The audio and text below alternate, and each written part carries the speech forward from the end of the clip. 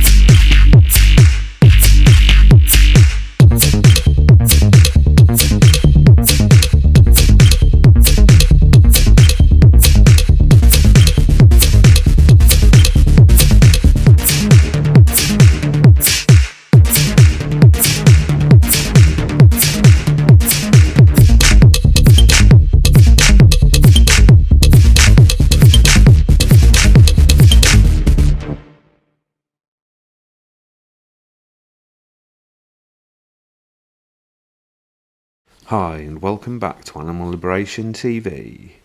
So it's been quite a long time since I've done any recorded episodes, so let's see. I've got ideas for others. I hope you enjoyed the last video, which was The Art of Victory by Barry Horne. And this one, The Art of Self-Sacrifice by Barry Horne, I'm going to read a letter out from him to the movement in this Animals Betrayed Coalition newsletter. Okay. And it's newsletter number 4, November the 3rd, 1998. Okay. And there's Barry doing a raised fist on hunger strike. That's from within Full Sutton. His visitors and him were allowed to take a photo of him. Okay. And it's day 28 of the hunger strike, and I'm going to read this letter out here because I think it's quite a stark insight into what was going on. Here we go. Okay. So, letter from Barry, 25th of October 1998. Since I last wrote on day 5 of this hunger strike, it's been an eventful week. Started off with me feeling not too good at all, but thankfully within 2 or 3 days everything was fine once more. In fact, I began to feel really well, and it turned out that the problems I'd been having were just the initial reaction to it all. Had no problems from the other lads on D-Wing either.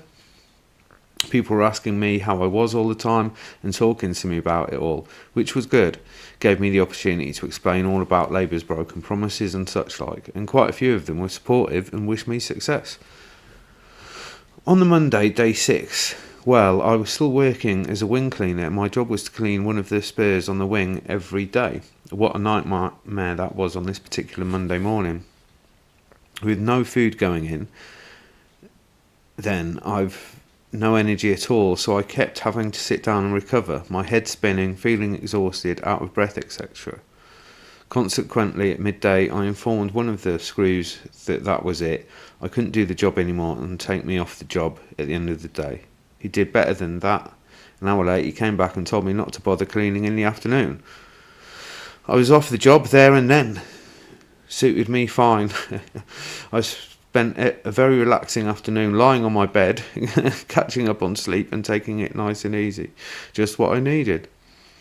As an amusing footnote to this, it turned out that although I was officially not working anymore, nobody had thought to make an official note of it. So, Thursday morning, a completely different screw told me that it had been noted and that I hadn't worked for a few days, and if I didn't work soon, I'd be on an official warning and could get the sack.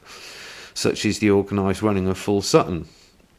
I wasn't to stay on D-Wing for much longer, however, and was transferred to the hospital wing under very dubious circumstances as far as I was concerned. Once in the prison hospital, I had further problems which I'll explain. On Friday afternoon, day 10, I'm locked in my cell when a screw enters. He tells me that I'm to go down to the hospital that afternoon for a few hours, possibly overnight, and to take with me only a few basic things, but not too much, as I'll be coming back to the wing. So I hardly took anything, and once down the hospital wing, I was accommodated in a cell, informed I was there permanent now, and D wing knew it. So there I was, moved into the hospital wing minus 99% of my possessions, and no possibility of fetching them from D wing. Jesus Christ. Oh dear. To get anything meant making out a list of what I needed in the hospital wing. At Full Sutton, you're not allowed all your property, just basic things you need for your stay. Not as easy as it might sound, and then relying on the goodwill of the screws on D-Wing to sort out and get them down to me. Oh dear. It took me 5 days to achieve that, during which time I had no writing materials, no radio, no clothes. I wore the clothes I arrived in for those 5 days. Jesus, it's disgraceful, isn't it? Nothing. To add insult to injury, I was unable to even phone out to let anyone know what had happened until I'd been in the hospital for these 5 days. Not exactly a good start. Jesus Christ. No letters or phone calls or anything for 5 days. And then there's my cell here. All the cells in this hospital wing are fully furnished with paper, wooden furniture, bed, locker, chair and so on. And all have a sink and a toilet. Except mine, that is. I've been informed that my cell is the official hunger strike cell. Would you believe it? And the rules say that I'm in until I end the hunger strike. So it's another little bit of kind of extra pressure, isn't it, to try and stop him doing the hunger strike. All those lovely Full Sutton rules again. It consists of a bare cell containing a bed of the normal sort, plus a table and chair made of reinforced cardboard. Nothing else, no toilet and no sink for washing in.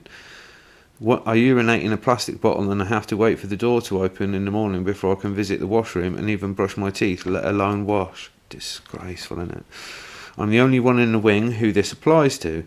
If you've ever tried writing a letter on a cardboard table, you'll know what an interesting experience it is. Not recommended.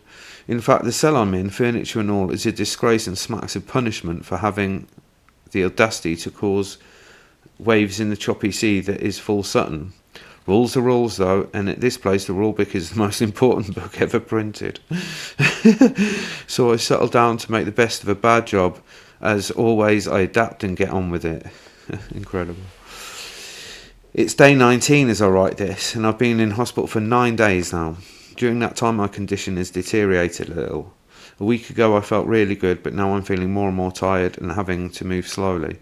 My weight is now down to 11 stone 2 pounds, down 1 stone 5 pounds at the start, and I'm getting thinner and looking a bit gaunt in the face. Sudden movements are no longer a good idea as they make me dizzy and I'm out of breath very easily. Plus my body temperature is falling and I'm feeling the cold more and more. Jesus Christ, eh?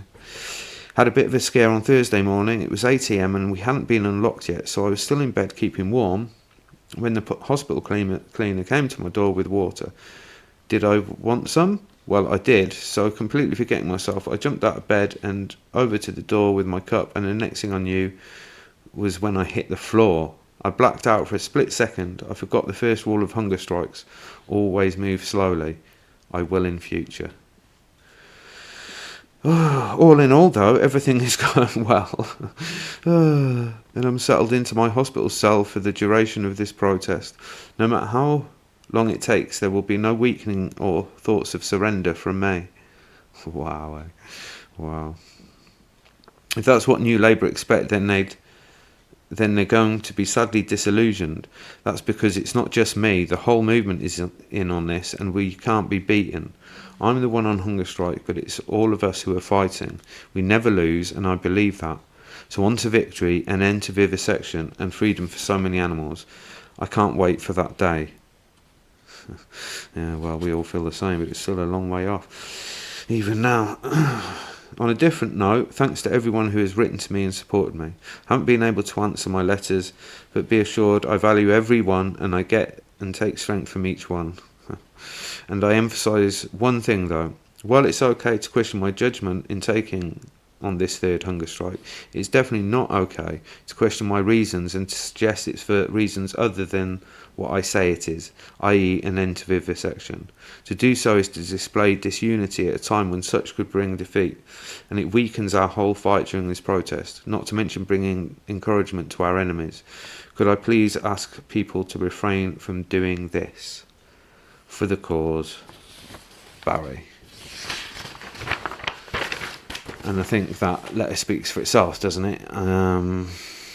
You know, what sort of character can take on that sort of challenge? But I think in there, that really represents the level of self-sacrifice. And you know, that was fairly early on in the hunger strike. He got much more ill after that, much more ill. Because as you know, if you follow this channel, my partner during that 68-day third hunger strike was his next of kin, and we were living together at that point, and she was going every day to York and back, updating me on his progress either to Full Sutton or the hospital. So I know the full ins and outs of the suffering he had to endure, and that's why this is The Art of Self-Sacrifice by Barry Horne. Right, hopefully speak to you all again soon. In the meantime, take care.